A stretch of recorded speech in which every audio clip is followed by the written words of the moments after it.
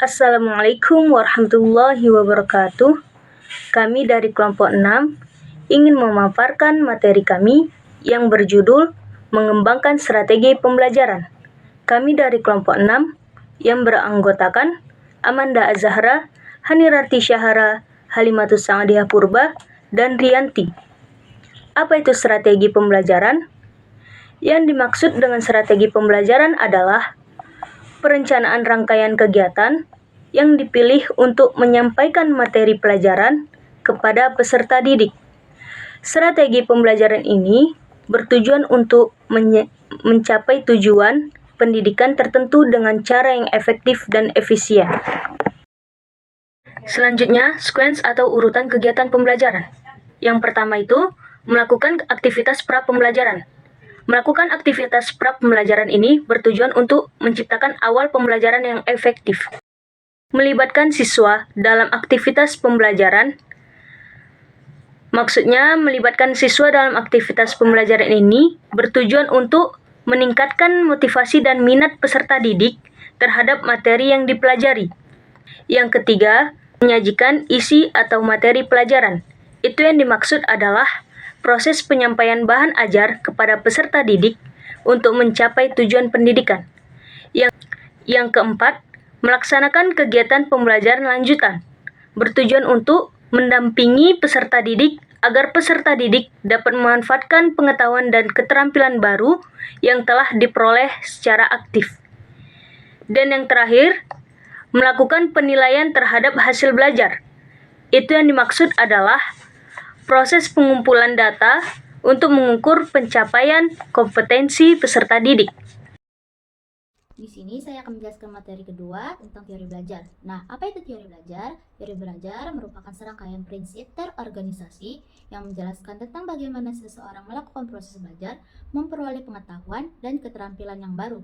Teori belajar merupakan serangkaian kontekstual yang menjelaskan tentang bagaimana individu memperoleh, memproses, dan menyimpan pengetahuan selama berlangsungnya proses belajar.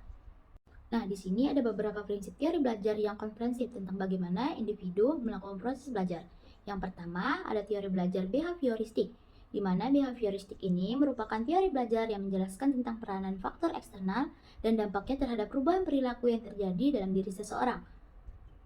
Penganut teori belajar behavioristik ini berpandangan bahwa belajar adalah pemberian tanggapan atau proses terhadap stimulus yang dihadirkan secara eksternal. Terus, belajar dapat dianggap efektif apabila individu yang melakukan proses belajar mampu memperlihatkan semua perilaku baru yang sesuai dengan tujuan pembelajaran atau potensi yang ditetapkan sebelumnya. Yang kedua, ada teori belajar kognitivistik, di mana teori ini berpandangan bahwa belajar merupakan proses mental aktif yang dilakukan oleh individu untuk memperoleh, mengingat, dan menggunakan pengetahuan. Teori belajar kognitivistik ini mempelajari model dan proses mental manusia seperti berpikir, mengingat, dan memecahkan masalah atau problem solving. Yang ketiga ada teori belajar humanistik. Teori ini menggunakan pendekatan motivasi yang berfokus pada kebebasan personal, menentukan pilihan determinasi diri, dan pertumbuhan individu. Peristiwa belajar yang ada saat ini lebih berfokus pada aspek kognitif semata, sementara aspek efektif dan aspek fisikomotor menjadi sangat terbaik. Yang keempat, ada teori belajar konstruktivistik, di mana teori ini menyatakan bahwa siswa pada hakikatnya merupakan individu aktif dalam membangun pengetahuan. Dalam melakukan proses belajar, siswa senantiasa bersifat aktif untuk memperoleh dan menggali pengetahuan. Dan makna tentang sesuatu yang dipelajari bersifat individual dan diperoleh setelah individu menempuh suatu pengalaman belajar. Yang kelima, ada teori belajar konektivistik.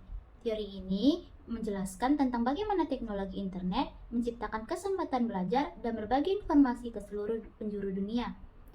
Teknologi internet ini mencakup pencarian web, surat elektronik atau email, Wikipedia, forum diskusi, jaringan sosial, YouTube, dan aplikasi lain yang memungkinkan pengguna belajar dan berbagi informasi dan pengetahuan dengan orang lain. Selanjutnya, prinsip-prinsip pembelajaran. Menurut Merrill, ada 5 prinsip utama yang perlu diaplikasikan pada waktu mendesain program pembelajaran. Prinsip pertama, belajar akan berhasil apabila siswa terlibat dalam kegiatan pemecahan masalah yang bersifat nyata atau real. Pandangan Merrill ini didasarkan pada pandangan yang dikemukakan oleh Jonassen yang menekankan bahwa siswa akan terlibat dalam aktivitas belajar yang disebut dengan istilah learning ownership. jika mereka belajar untuk memecahkan masalah yang menarik, relevan, dan menantang. Proses belajar perlu dilakukan secara bertahap, dimulai dari memecahkan masalah-masalah yang bersifat sederhana sampai kepada aktivitas memecahkan masalah yang bersifat kompleks.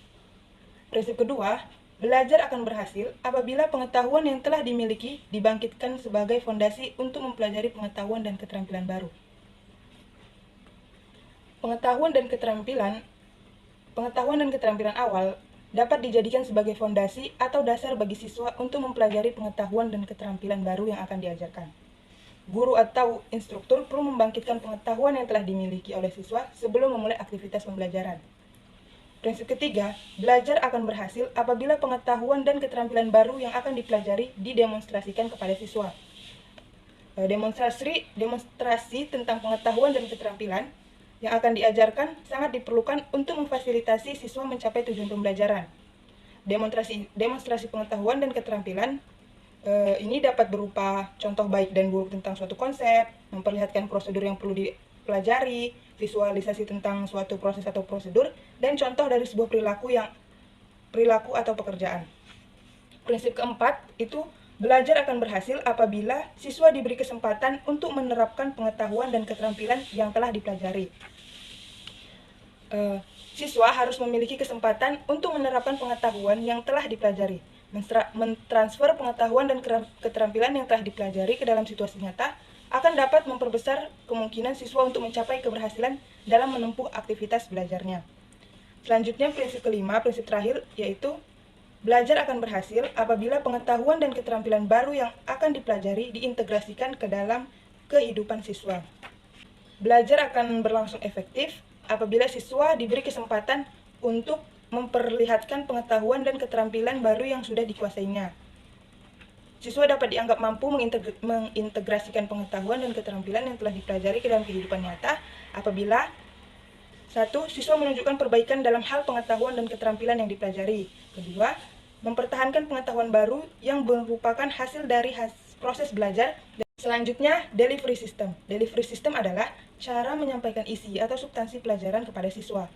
Memilih delivery system dapat dilakukan baik pada level mata pelajaran, level program perkuliahan, dan level pengelolaan kurikulum. Adapun contoh-contoh dari penerapan delivery system yaitu 1. Model tradisional berupa pembelajaran klasik terhadap sekelompok siswa, pusdiklat, dan pembelajaran di laboratorium. 2. Kuliah umum yang diikuti dengan aktivitas tanya jawab. 3. Siaran televisi pendidikan dan konferensi melalui video atau video conference. 4. Pembelajaran berbasis komputer dengan format belajar mandiri yang difasilitasi oleh instruktur. 5. Latihan berulang dengan program multimedia interaktif, simulasi, dan permainan, dan masih banyak lagi. Dalam mendesain sebuah program pembelajaran, hal penting yang perlu dilakukan oleh seorang perancang program pembelajaran adalah menetapkan tujuan pembelajaran umum atau instructional goal, mengidentifikasi karakteristik siswa dan konteks bagi siswa agar dapat menerapkan hasil belajarnya, merumuskan tujuan pembelajaran khusus dan instructional objektif, menentukan penilaian hasil belajar, dan mengembangkan bahan pembelajaran serta menetapkan hasil belajar. Langkah penting yang perlu diperhatikan dalam menetapkan sistem penyampaian isi atau materi kepada khalayak atau audiens adalah yang pertama, melakukan review terhadap hasil analisis instruksional dan mengelompokkan tujuan-tujuan pembelajaran yang akan digunakan urutan yang logis. Yang kedua, merancang komponen-komponen yang akan digunakan dalam aktivitas pembelajaran. Yang ketiga, memilih cara mengelompokkan siswa atau student grouping yang efektif. 4. Menentukan media dan bahan pembelajaran yang akan digunakan. Yang kelima, memilih dan menetapkan delivery system yang relevan. Baiklah, di sini saya akan menjelaskan materi tentang 9 Event of Instruction. Adapun maksud dari 9 Event of Instruction ini yaitu merupakan 9 langkah penting dalam strategi pembelajaran yang dapat digunakan oleh guru dalam memfasilitasi proses belajar siswa. Nah, adapun yang 9 langkah tersebut yaitu yang pertama, menarik perhatian siswa.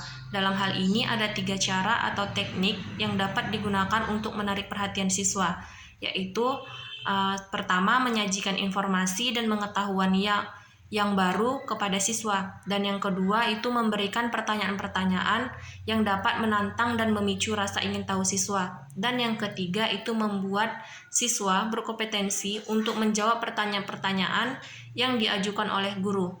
Nah, yang kedua yaitu memberikan informasi tentang tujuan pembelajaran khusus. Dalam hal ini ada dua cara yang dapat dilakukan, yaitu yang pertama menjelaskan kemampuan yang diperlukan dalam mata pelajaran yang diajarkan, dan yang kedua itu menjelaskan kriteria atau standar kinerja yang diperlukan dari proses belajar. Selanjutnya yang ketiga yaitu membangkitkan pengetahuan yang telah dipelajari sebelumnya.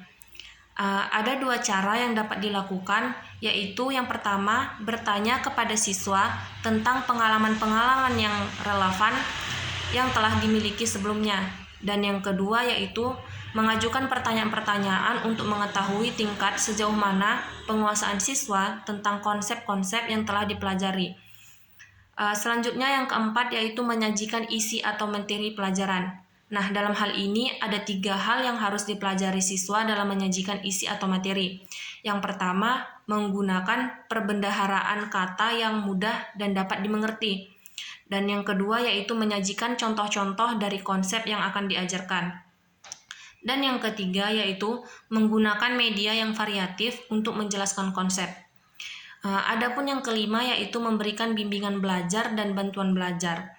Dalam hal ini ada 4 bagian, yaitu 1. Melaksanakan aktivitas pembelajaran secara bertahap. Yang kedua, melakukan penggunaan variasi pembelajaran. Dan yang ketiga, menggunakan contoh dan non-contoh dalam menjelaskan konsep dan pengetahuan. Dan yang keempat, memberikan studi kasus, analogi, gambar-gambar, dan metafora. Adapun yang selanjutnya yang keenam yaitu memberikan latihan. Dalam hal ini ada 3 strategi yang dapat dilakukan untuk melihat sejauh mana kinerja seorang siswa. Yang pertama, mengajukan pertanyaan yang perlu jawaban yang komprehensif. Yang kedua, mengajukan pertanyaan-pertanyaan yang membuat siswa dapat mengemukakan sebuah fakta. Dan yang ketiga yaitu mengajukan pertanyaan-pertanyaan yang mengharuskan siswa mendeskripsikan jawaban yang dikemukakannya. Nah, yang ketujuh yaitu memberikan umpan balik. Dalam hal ini ada 4 tipe umpan balik yang kerap digunakan. Yang pertama, confirmatory feedback, yaitu umpan balik yang digunakan untuk memastikan bahwa siswa telah melakukan apa yang seharusnya dilakukan dalam aktivitas pembelajaran. Dan yang kedua yaitu corrective and remedial feedback, di mana di sini merupakan umpan balik yang digunakan untuk mengarahkan siswa agar memberi respon atau jawaban yang benar. Dan yang ketiga yaitu informative feedback. Di sini merupakan umpan balik yang berisi informasi tentang hal-hal yang harus dipelajari oleh siswa. Dan yang keempat yaitu analytical feedback, merupakan umpan balik yang memberi rekomendasi dan informasi kepada siswa tentang cara yang diperlukan oleh siswa untuk memperbaiki hasil belajar. Kemudian yang kedelapan yaitu menilai hasil belajar. Dalam hal ini cara yang digunakan yaitu dapat untuk menilai keberhasilan siswa melalui pemberian pre-test dan post-test. Selanjutnya dan yang terakhir yaitu meningkatkan retensi dan transfer pengetahuan. Dalam hal ini ada 4 cara, yaitu yang pertama, meminta siswa untuk menjelaskan konsep dengan menggunakan bahasa sendiri. Dan yang kedua yaitu menggunakan analogi dan metafora dalam menjelaskan konsep, mengungkapkan contoh-contoh dari konsep yang dipelajari. Dan yang ketiga yaitu menciptakan peta konsep dan outline materi pelajaran. Kemudian yang keempat, mencari dan menemukan referensi atau bahasa rujukan yang relevan. Baiklah, materi selanjutnya yaitu strategi pembelajaran di Carey dan Carey. Berdasarkan ke-9 langkah strategi pembelajaran yang dikemukakan oleh Gagné dan kawan-kawan 1997, mereka mengemukakan 5 komponen penting yang perlu dilakukan oleh perancang program pembelajaran atau instructional designer dalam menerapkan strategi pembelajaran. Yang pertama yaitu aktivitas pra-pembelajaran, di mana dalam hal ini terbagi menjadi 3, yaitu yang pertama dapat memotivasi siswa, dan yang kedua memberikan informasi tentang isi atau materi yang akan diajarkan kepada siswa, dan yang ketiga yaitu memicu munculnya pengetahuan dan keterampilan yang telah dimiliki oleh siswa. Yang kedua yaitu penyajian isi atau materi pelajaran.